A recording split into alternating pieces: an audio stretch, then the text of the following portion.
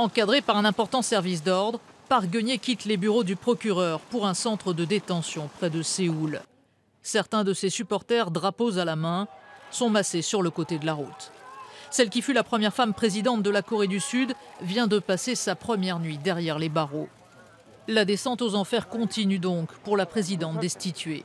Un peu plus tôt ce jeudi, Park Geun-hye est entendue pendant 8 heures.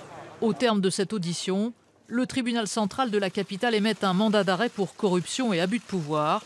Elle est aussi poursuivie pour avoir livré des secrets gouvernementaux. Pour le tribunal, il était nécessaire d'incarcérer rapidement l'ex-présidente sud-coréenne, notamment pour éviter toute destruction de preuves. Park Geun-hye, massivement élu à la tête de la Corée du Sud en 2012, est tombé en disgrâce en milieu d'année dernière. Son pays découvre alors comment son amie et confidente de l'ombre, Choi Soon-sil, a abusé de leur proximité pour soutirer des millions de dollars à des conglomérats sud-coréens comme Samsung. L'ex-dirigeante aurait abusé de son pouvoir pour recevoir des pots de vin, des accusations qu'elle a toujours niées.